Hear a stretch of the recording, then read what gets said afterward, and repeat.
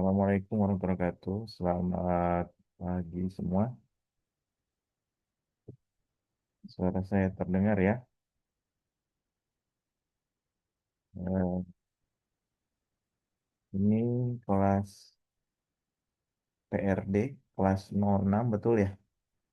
Dengan pengampunya Dr. Muhammad Idris. Jadi buat mahasiswa FMIPA yang kelas PRD-nya bukan saya, jangan ngambil kelas ini ya. Karena kelas PRD FMIPA sendiri itu ada 8 kelas.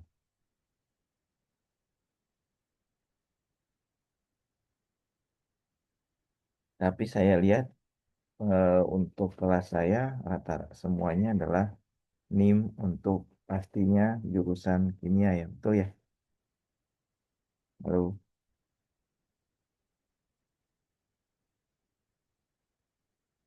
kalian jurusan kimia kan sudah? Iya, Pak. Ya, berarti saya bisa sampaikan selamat menjadi mahasiswa jurusan kimia ya. Dan baru berapa lama penjurusan NIM Anda dapat NIM ini?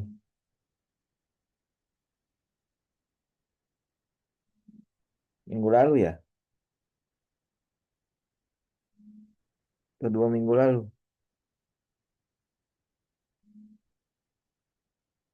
Halo, Eh 3 minggu kayaknya. 3 minggu lalu ya? Oke. Jadi Anda NIM-nya 160. Kemudian sekarang jadi NIM 105.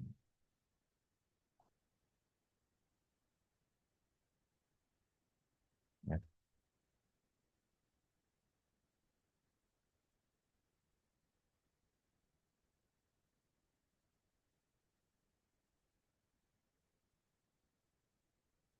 Jadi kalian ya ada berapa orang yang masuk kimia? 112 atau kurang dari 100?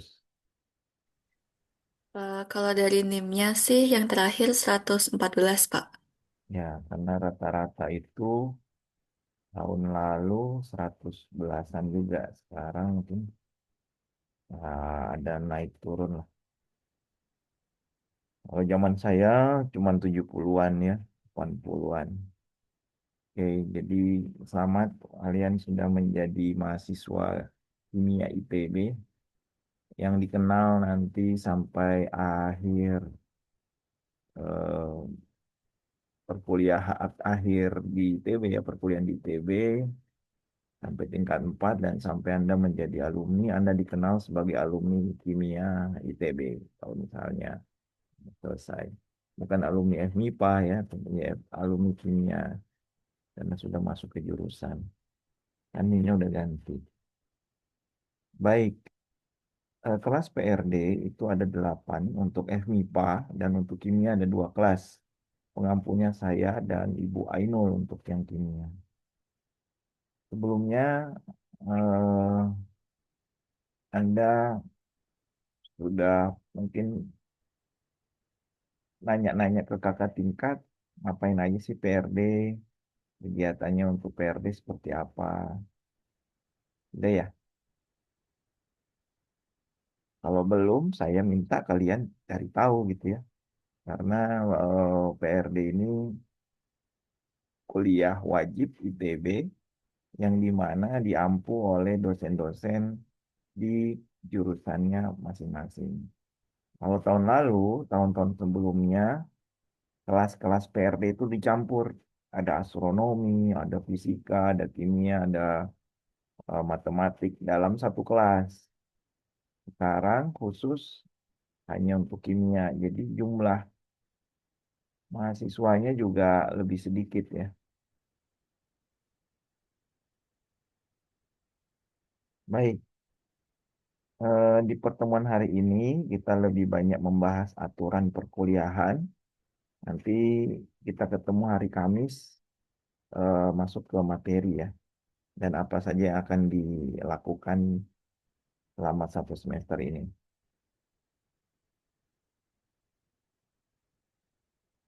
Kuliah PRD ini sebenarnya sudah saya ampuh selama 2-3 tahun. Ini tahun ketiga sebenarnya, 2 tahun berjalan. Dan kalau saya kenal, saya sekarang ya salah satu dosen di kelompok keilmuan kimia analitik, program studi kimia MIPA ITB di Prodi Kimia ITB. Nah, kalian nanti sudah harus mengenal kelompok-kelompok keilmuan yang ada di kimia ya, karena sudah jadi mahasiswa kimia ITB. Dan juga mengenal kultur di kimia ITB itu seperti apa, mahasiswanya, perkuliahannya ya. Dan juga kalau bisa apa namanya, riset apa yang rencana saya ingin kembangkan sebagai mahasiswa kimia ya. Kenapa suaranya kecil? Halo, coba Hanif ngomong, coba Hanif. Kalau Pak, Nah, itu kedengaran berarti kan? kedengaran tapi kurang apa Mas? Suara kecil Pak. Oke, saya teriak ya. Nah, Ya. kalau teriak mungkin bisa lebih dengar kali ya. Oh iya oke, udah mulai kedengaran Pak. Ya, jadi saya akan lebih besar suaranya. Memang kuliah PRD ini nanti akan diadakan online dan juga diadakan offline ya. Jadi kita akan ada dalam 1 minggu kuliah luring dan daring. Cara mungkin sama dengan KIDAS dulu ya. KIDAS kan ada luringnya, kuliahnya, tutorialnya daringnya. Oke, saya mau tanya dulu kalian kimia dasarnya apa namanya? Sebaiknya sudah apa kan masuk KIDAS 2 sekarang ya. Sebaiknya KIDAS satunya itu lebih hasilnya baik ya, ataupun kalau misalnya kurang baik harus di-push lagi, lebih baik lagi di KIDAS 2 karena KIDAS 2 itu lebih keterapan. Nanti perlu KIDAS satu yang mumpuni. Jadi KIDAS satunya memang akan sebagai modal kalian untuk di perkuliahan di tingkat berikutnya atau di semester berikutnya. PRD ini pasti menggali potensi keilmuan kimia yang bersifat fundamental untuk bisa dikembangkan ke arah rekayasa dan desain. Nah, saya fokus di prinsip keilmuan kimia, dan kalau kalian akan berkecimpung di kimia analitik nanti bisa ketemu saya gitu ya. Dan fokus saya itu di kimia analitik lingkungan, perairan dan senyawa polutan mikroplastik. Nah, rencana pembelajaran mata kuliah untuk rekayasa desain itu membahas konsep dasar rekayasa, kemudian prinsip berpikir desain, kemudian proses rekayasa dan desain beserta penyelesaian masalah. Jadi di sini kita akan melihat bagaimana rekayasa dan desain secara sains itu bisa dikembangkan dan mengikuti prinsip-prinsip fundamental berbasis sains dan kimia pastinya. Berpikir design thinking itu kan pasti berbeda ya, pendekatan orang sains, orang engineering, dan juga orang seni. Sehingga berpikir desain ini harus sesuai dengan metode-metode yang kalau kita ya scientific ya. Dan proses rekayasa desain beserta penyelesaian masalahnya itu juga menjadi fokus untuk bahan kajian kita agar bisa saling memberikan apa namanya kontribusi dari berbagai disiplin ilmu. Jadi penyelesaian masalahnya dari segi pandangan sains itu seperti apa ya. Meskipun nanti akan ada pendekatan multidisiplin, ada engineeringnya, ada apa seninya, ada bisnisnya gitu ya. Serta akan ada kerja tim dan komunikasi berkelompok membuat suatu desain proyek rekayasa sederhana berbasis tim. Jadi rencana pembelajaran mata kuliahnya ada beberapa luaran yang dimana diharapkan dikembangkan sesuai dengan bidang jurusan keilmuan masing-masing, yaitu kalau kita di kimia ya. Nah, kemudian capaian pembelajaran mata kuliah untuk PRD ini yaitu eh, mahasiswa bisa menjelaskan kontribusi kita sebagai seorang kimiawan dalam menyelesaikan masalah rekayasa dan desain juga dari disiplin ilmu lain. Ilmu kimia itu tidak bisa atau ilmu sains itu tidak bisa berdiri sendiri dalam menyelesaikan masalah. Ini tentunya butuh keilmuan yang lain, ya. Cuman masalahnya kalian jarang mengembangkan dari keilmuan kalian untuk ke disiplin ilmu. Misalnya apa? Anda pernah mendengar enter science planner nggak? Pernah dengar namanya science planner? Belum, Pak. Belum, Pak. Belum Itu pernah, Pak. jadi kita sudah tahu entrepreneurship itu seperti apa ya, tapi berbasisnya sains. Nah, itu yang banyak belum kalian sebagai orang MIPA itu punya menguasai. Biasanya entrepreneur tuh ke arah-arah ya produk jadi ya. Tapi kalau science planner itu tidak harus dia produk jadi, tapi dia bisa mengembangkan inovasi dalam suatu produk yang sudah ada. Sehingga eh, dalam pandangan sains dia bisa juga menjual ya, menjual produk itu.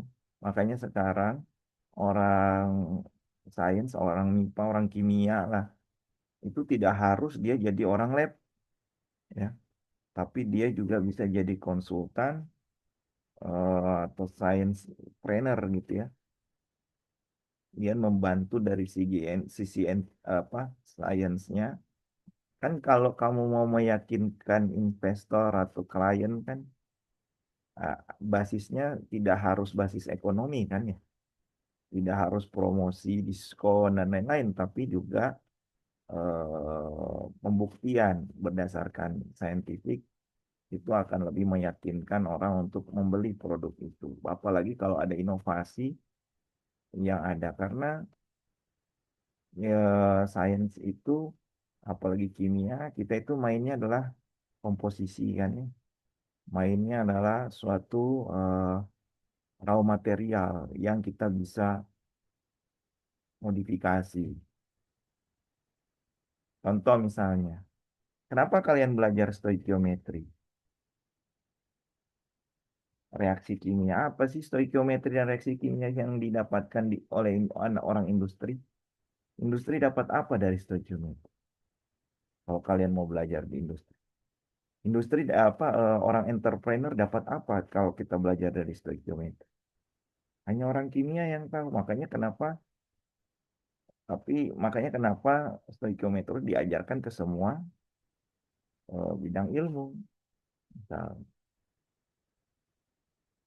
ada yang bisa jawab kenapa di industri dibutuhkan ada stoikiometri, misal di industri-industri kimia ya, industri produk ya, produk proses produksi ya. Ada yang tahu? Contoh, kenapa kita harus belajar stoikiometri sih di kimia misalnya? Bahkan teknik kimia itu stoikiometrinya berbasis proses produksi itu sangat penting. Untuk proses produksi itu sangat penting. Ya. Kenapa? Karena stoikiometri itu tujuannya adalah dalam menentukan kadar, kan? Dalam menentukan persen hasil yang diberikan, yang dihasilkan. Dengan kita ulik-ulik berapa jumlah raw material yang dibutuhkan untuk menghasilkan produk, ya. Dan itu berpengaruh terhadap efisiensi anggaran, efisiensi kebutuhan logistik dan lain-lain. Dan kalau kalian ke arah science planner, nah itu juga akan dipikirkan kalau saya menggunakan suatu bahan kimia buatan dengan bahan alami, itu lebih murah yang mana? Yang alami kan? Dan kita bisa mengkaji bagaimana proses yang terjadi, misalnya kan skincare sekarang kan lebih menjual, untuk misalnya ya contoh produk skincare lebih menjual produk alami daripada produk buatan, ya kan, dampaknya juga kelihatan. Jadi kita tahu bahwa kontribusi disiplin ilmu itu bisa menyelesaikan masalah, meskipun bagian kita hanya lebih ke kita bisa menjelaskan dari segi sainsnya, tapi itu bisa menjual, bisa memberikan kontribusi dari disiplin-disiplin ilmu lainnya, cara entrepreneurship misalnya. Kemudian mampu mengidentifikasi nilai isu-isu kontemporer dalam konteks rekayasa. Jadi misalnya isu-isu yang sekarang lagi masalah, apa global warming, apa. Jadi kita bisa mengidentifikasi. Nah, apa yang kita harus buat? Jadi dalam mengidentifikasi masalah, kita bisa menilai apakah relevan nggak kita bisa membuat rekayasa dan desain berbasis sains ini untuk menyelesaikan masalah. Lalu menerapkan prinsip berpikir desain. Nah, desain thinkingnya ini berdasarkan kimia ya dan sains, berpikir saintifik. Berpikir saintifik itu harus ada pembuktian secara eksperimen, ya, dan ada hipotesa. Beda sama engineering. Kalau engineering dia desainnya lebih ke masalahnya apa, parameternya apa, apa yang dibutuhkan, jadilah prototype gitu ya. Nah, kalau kita tidak, engineering dia bisa buat mesin, dia bisa buat rangkaian, ya. Tapi apakah rangkaiannya itu hidup? Rangkaiannya bisa berjalan efektif, berjalan iya, hidup iya, itu teknik bisa. Tapi berjalan secara efektif dan efisien, nah itu butuh pembuktian dari sains misalnya. Mampu menunjukkan kemampuan bekerja sama dalam tim, itu juga. Karena kalian nanti kalau di industri atau di entrepreneurship atau di tempat lain, kemampuan bekerja sama itu sangat penting. Makanya ada organisasi, ada unit kemahasiswaan, ada angkatan ya. Sekarang Anda jadi angkatan 2025 untuk kimia. Kalau di kimia itu kulturnya kalian itu sudah punya nama angkatan, ada nama angkatannya sendiri. Entah nanti kalian mau namakan apa angkatannya. Udah kumpul belum satu kimia 2025? Belum ya? Belum, Pak. Itu ya nanti nama angkatannya apa. Nah, kalau ada nanti ketua angkatannya juga, ya, jadi ketua angkatannya itu angkatan kimia 2025. Kalau sama alumni-alumni, kalian sudah punya nama ya, namanya KI 25. Ya. Kata angkatan kemarin kalian KI 24, KI. Jadi KI itu kan simbol kode untuk semua orang ITB, alumni ITB tahu oh kamu orang kimia. Tinggal angkatannya berapa. Kalau Astro AS, Fisika FI gitu kan. Dan kode mata kuliah juga kalau ada kode mata kuliah KI itu berarti dari kimia kan ya, FI di fisika. Kalau WI berarti kan wajib ITB. Dan itu pengampunya bisa beda-beda ya, tergantung jurusannya masing-masing. Lalu mampu menyampaikan hasil kerja kelompoknya. Ya hasil dari desain rekayasa ya perlu dipublikasikan ya, karena Anda sudah menarik kesimpulan dan apa namanya perlu dipublikasikan dengan lisan maupun tertulis. Nah, metode pembelajaran ini nanti adalah kuliah interaktif, kita berdiskusi, kemudian tugas proyek kelompok, presentasi hasil proyek. Nah, nanti juga ada presentasi hasil individu, lalu nanti ada tugas, kuis, UTS untuk penilaian, ada tugas individu, ada apa ini? Ada UTS, ada tugas besar. Nah, nanti saya minta kalian di sini ada berapa orang sih? 39 ya. Sekitar 40 orang ya.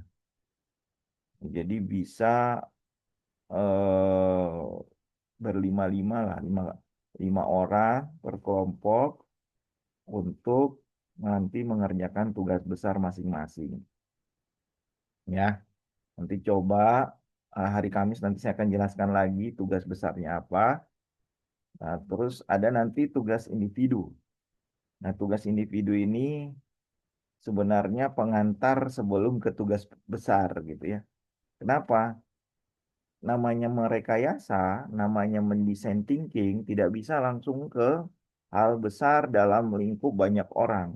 Kita harus mereview dulu dari individu sendiri, mau bikin apa sih, apa yang baik, yang memang memiliki gagasan yang bisa diimplementasikan. Saya tahu di SMA kalian ada pasti tugas proyek-proyek kan ya? Halo, di SMA ada kan proyek-proyek karya ilmiah gitu-gitu kan? Betul, Pak. Nah, ini kayak kayak karya ilmiah ya Pak ya nanti ya. Sebenarnya mengoreksi karya ilmiah di SMA ya. Kalau karya ilmiah kan bisa basis riset ya. Nah, cuman kenapa dikoreksi? Karena karya ilmiah di SMA itu rata-rata karya ilmiah yang masih mengawang-awang atau terlalu cepat kalian harus mengejarnya. Bahkan keilmuan SMA belum sampai sana gitu. Contoh, Anda tahu nanopartikel diajarin di SMA?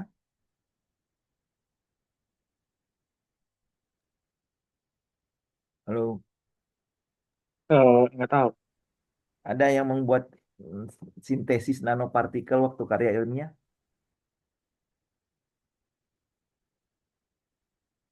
Belum ya, waktu SMA. Atau sintesis organik, atau mensintesis sesuatu lah waktu di SMA. Enggak, Belum pernah, Pak. belum pernah. Nah, memang seharusnya jangan gitu ya. Karena mensintesis atau membuat senyawa atau material tertentu itu bukan SMA kerjaannya. Ya. Kenapa? Karena itu nanti basisnya di tingkat 3, tingkat 4 perkuliahan. Ya. Yang perlu kalian dalami pertama adalah ya apakah keilmuan ilmu kimia yang Anda pelajari, sains yang Anda pelajari di SMA itu bisa diimplementasikan. Basisnya seperti itu. Kadang orang bisa membuat sesuatu yang kompleks yang memang belum diajarin di SMA, tapi dia nggak bisa jelasin dan susah untuk apa namanya memodifikasi. Kadang karya ilmiah yang dibuat di SMA itu yang penting jadi, yang penting bisa, gitu kan? Tapi bisa sustain nggak? Nah itu yang penting. Dan juga harus dievaluasi. Jangan selalu karya ilmiah itu akan menyelesaikan semua masalah secara general. Enggak, harus lebih spesifik. Jadi kesalahan di SMA itu adalah kurangnya pengimplementasian fundamental yang kalian pelajari di SMA dalam proyek atau karya yang dibuat. Dan yang kedua, itu tadi tidak ada hal yang lebih tidak bisa menjelaskan hal yang spesifik. Padahal hal yang spesifik itulah yang memungkinkan untuk diimplementasikan. Karena tidak semua parameter kita harus coba. Misalnya kita buat suatu nanomaterial, nanopartikel. SMA bisa buat nanomaterial. Tapi kan butuh pengujian. Ada uji apa, uji morfologinya, uji apa, uji tariknya kah, uji-uji yang lain. Nah itu SMA kan nggak punya kapabilitas seperti itu. Nah oleh karena itu dia harusnya bisa menjelaskan dulu kenapa dia bikin itu, dasarnya apa, dengan related dengan apa pelajaran yang diajarkan pembelajaran di SMA gitu ya. Nah, nanti kita bahas di hari Kamis atau di kuliah offline lebih bagus ya. Nah, ini mengenai komponen penilaian. Kemudian Anda sudah menjadi mahasiswa, jadi Anda sudah menjadi pribadi dewasa, mandiri, bijaksana, dan beretika. Mungkin di hari Kamis saya akan banyak cerita juga dan menjelaskan apa sih keunggulan orang sains dibanding yang lain. Dan apa keunggulannya ya kalau di luar negeri itu dan di industri itu orang sains itu paling dicari daripada orang teknik sendiri yang nanti saya akan sampaikan. Oke, kemudian MK ini 3 SKS. Jadi nilai buruk pada salah satu mata kuliah TPB ini bukan TPB sih sebenarnya ya, tapi ini lahir dari TPB. Jadi dulu kan TPB 1 tahun, ya semester 2 anak TPB itu ambil PRD gitu ya, dan ada Pengkom kalau nggak salah pengenalan komputasi. Nah, dampak cita-cita dan masa depan mahasiswa yang bersangkutan ditolak dilempar dari proses penjurusan di akhir semester 2. Jangan mendapat DE. Ya, effort di PRD mungkin lebih ringan lah daripada Mafiki. Ya, gimana kemarin belajar Mafiki?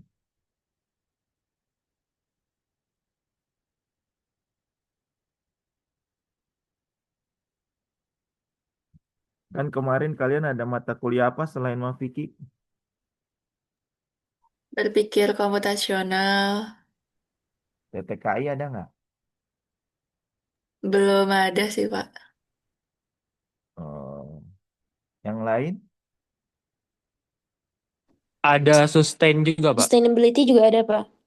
Ya. Nah, waktu belajar itu sama Mafiki berat yang mana? Maaf Vicky, Pak. Maaf Vicky, Pak. Pasti. Ya, nanti mungkin saya cerita di hari Kamis. Tapi saya kasih tahu ke kalian, tingkat 1 itu paling berat.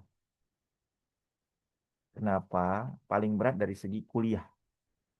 Kuliahnya paling banyak. Maksudnya Pak, kelas. Kuliah kelas ya. Habis ini kelas ini, habis ini kelas ini, gitu kan?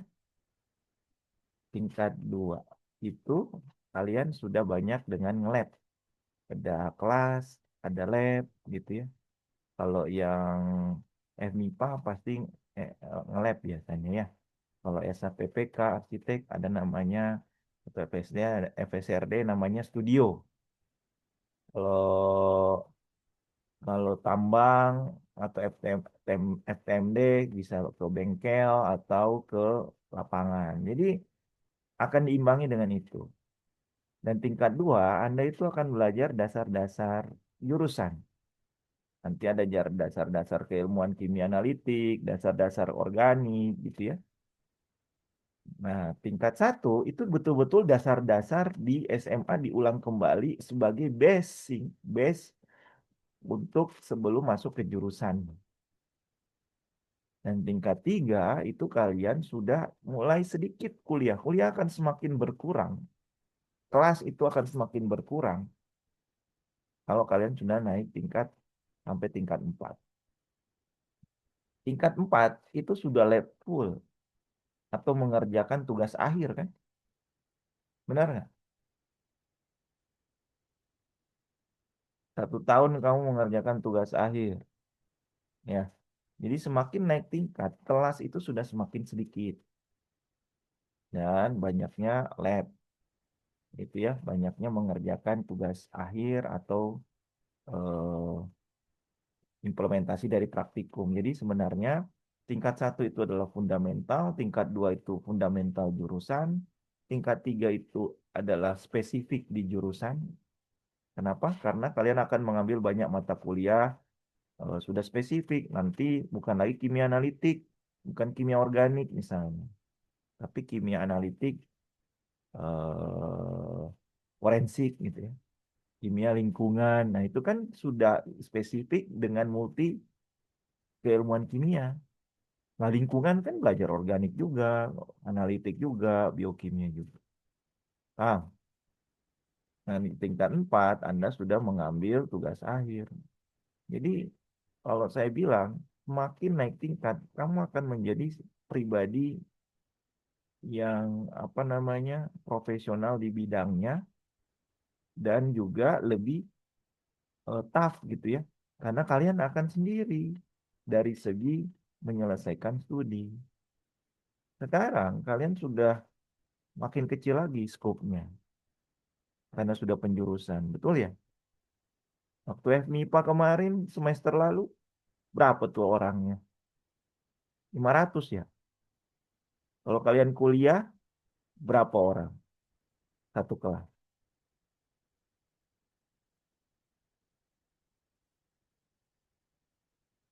Hah? Ada 80? Ada, Iya, Pak, Pak. satu kelas. Ada. Iya.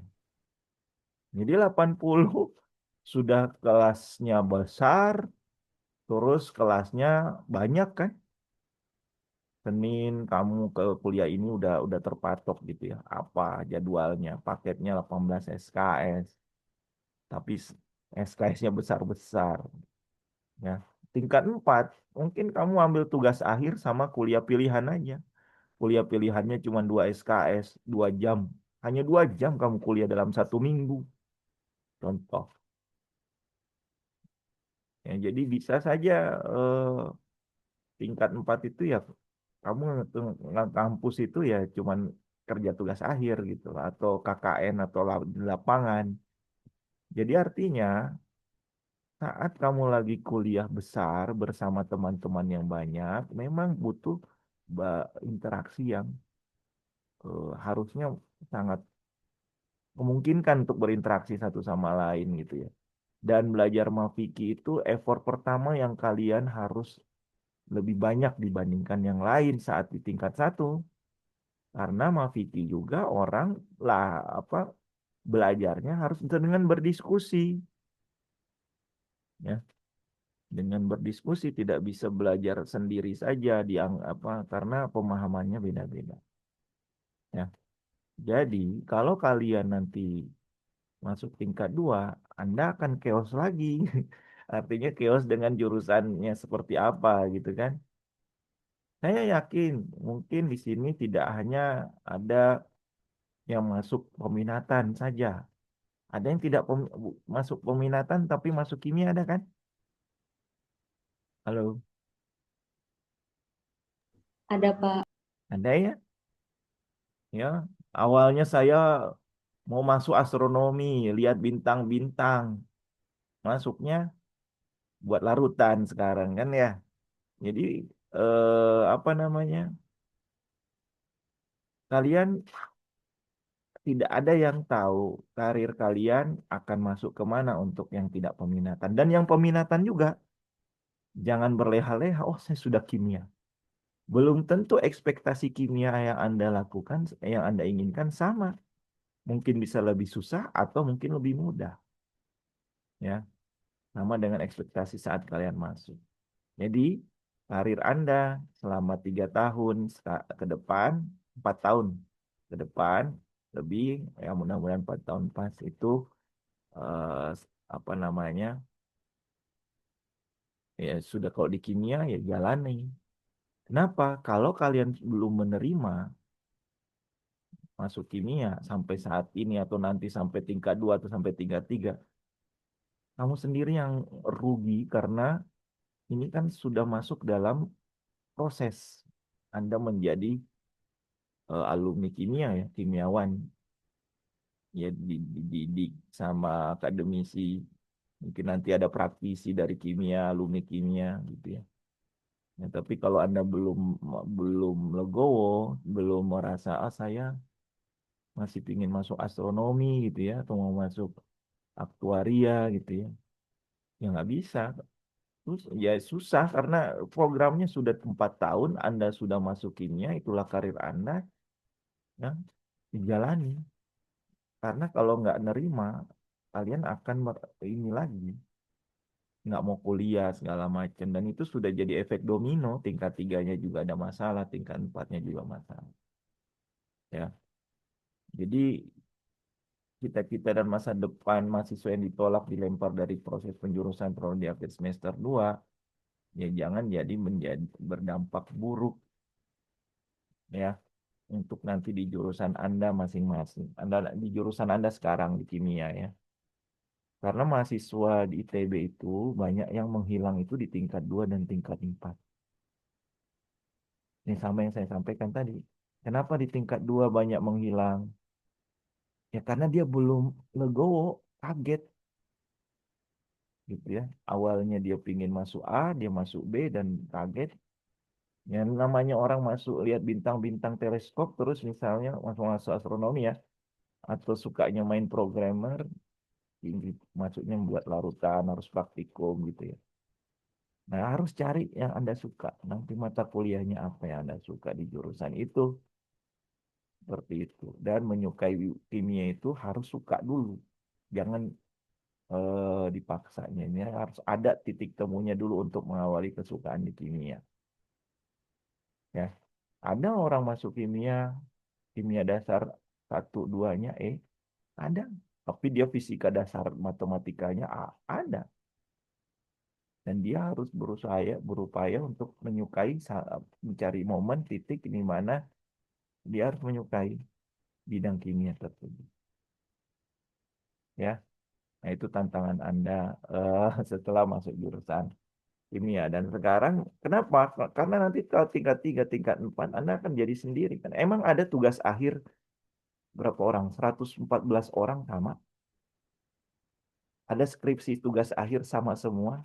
114 orang mengerjakannya, 114 orang bersama-sama. Tidak kan? Ya.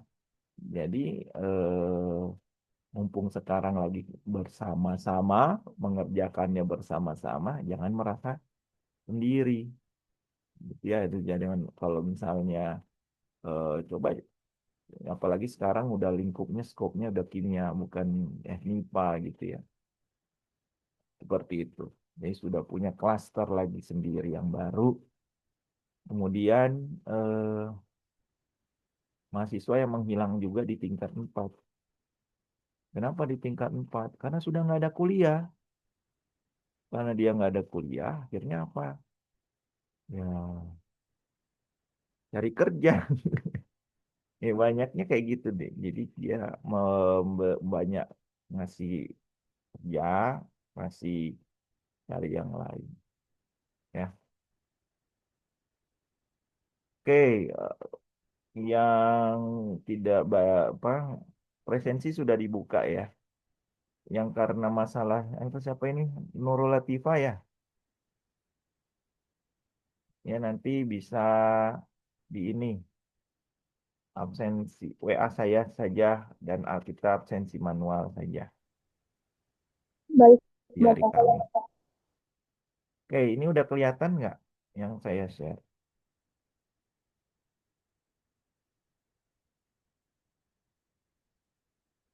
Udah ya? Halo? Sudah, Pak. Sudah, Pak. Ada yang mau ditanya tadi yang saya sampaikan? Nggak ada.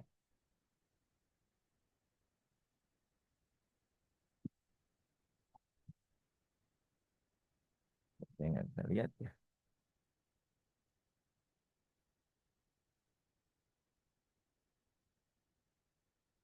Oke, silakan.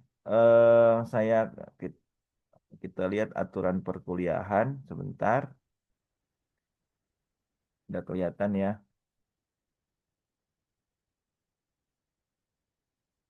Halo, kurang besar nggak? Kurang Kurang besar, besar, Pak.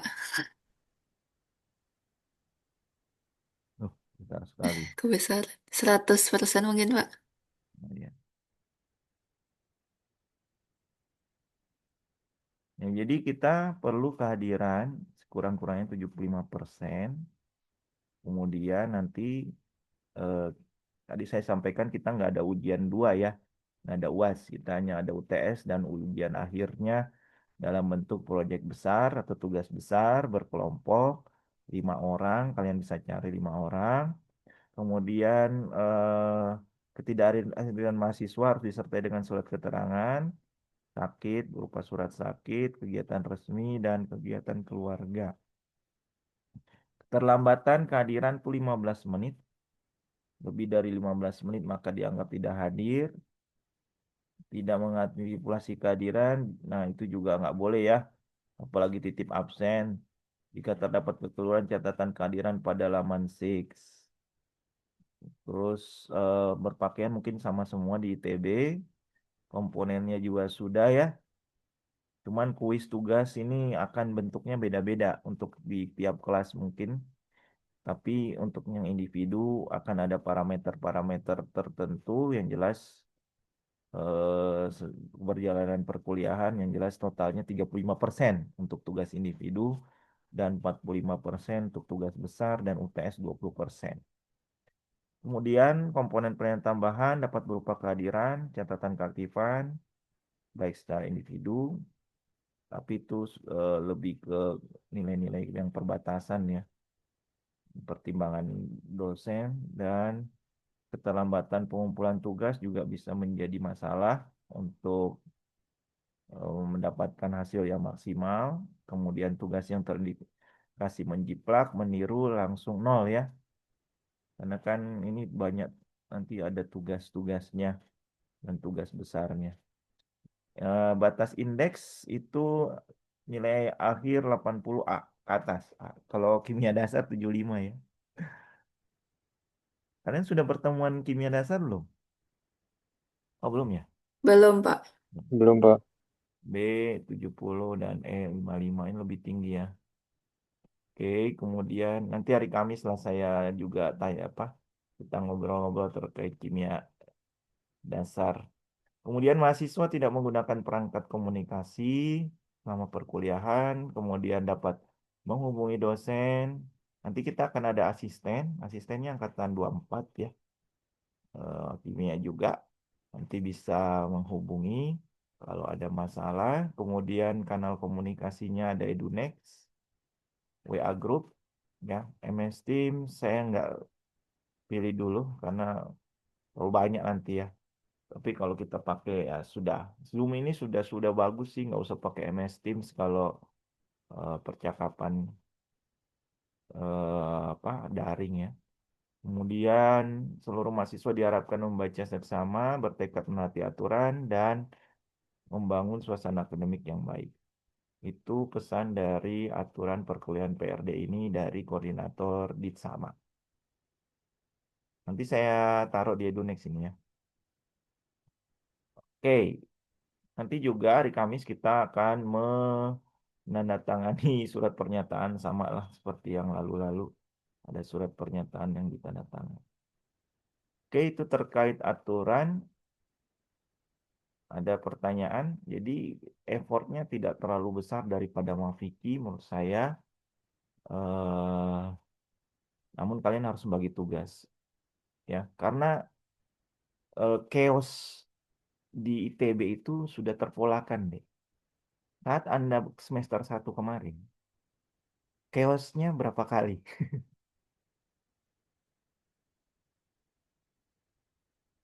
Hah? Halo?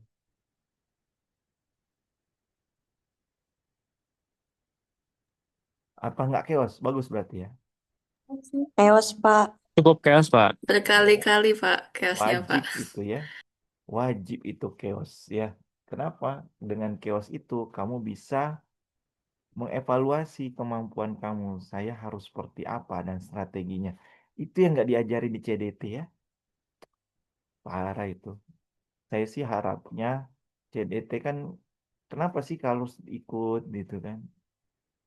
Harusnya dikasih tahu strategi yang akan dihadapi di tingkat 1 tuh seperti apa, tingkat 2 tuh seperti apa gitu. Dan chaos itu bukan apa? Bukan masalah seharusnya. Harusnya diajarkan strateginya untuk menghadapi chaos perkuliahan itu seperti apa. Ya, baiknya sih. Dan pastinya kalian akan menghadapi setiap semester itu 3 chaos utama. Chaos pertama yaitu menjalani perkuliahan. Chaos kedua saat kalian menjalani ujian dan perkuliahan. Ya kan? Ujian kalian kan tiap minggu kan? UTS gitu ya. Kemarin Mafiki tiap minggu. Benar nggak? Nah, chaos ketiga yaitu di akhir perkuliahan. Kenapa di akhir perkuliahan chaos paling tinggi? Karena di saat itulah semua tugas, kuis, dosen-dosen tuh kejar setoran semua disuruh dikumpulkan kan ya. Dan setelah kuliah berakhir, masa kuliah berakhir, Anda langsung ujian berderet. Puas kan waktu itu. Ya, dari situlah memang peningkatan chaosnya terjadi. Ya kalau tadi dibilang berkali-kali, mungkin itu secara akademik ya. Mungkin chaos yang dimana manage waktu, manage prioritas, itu memang tantangan deh. Karena Anda akan dapat itu sampai seperti saya. Ya, manajemen prioritas, manajemen waktu, manajemen kesehatan, tenaga, itu yang dialami orang profesional. Kan Anda masuk ke ITB untuk menjadi orang yang dididik sesuai keahlian, spesifik, dan menjadi yang profesional kan di bidangnya. Yaitu, emang nanti saat Anda kerja di industri, nggak ada tuh eh, suruh rapat, kemudian suruh ngerjain project, terus ada project yang lain, ada project yang lain. Chaos juga. Ya. Bahkan itu pesan pentingnya di CDT adalah hilangkan kebiasaan jelek di SMA. Nah, kalau kalian masih samakan dengan di SMA, ya nggak bisa. Berubah berarti CDT-nya nggak pengaruh. Ya kan? Nah, itu yang saya ingin sampaikan. Jadi, eh, terakhir jadwal kita luring di hari Kamis pagi ya. Dan daring di jam hari ini. Harusnya 11.50. Oke, itu saja untuk peraturan kelas hari ini. Jangan lupa absen. Ada pertanyaan nggak?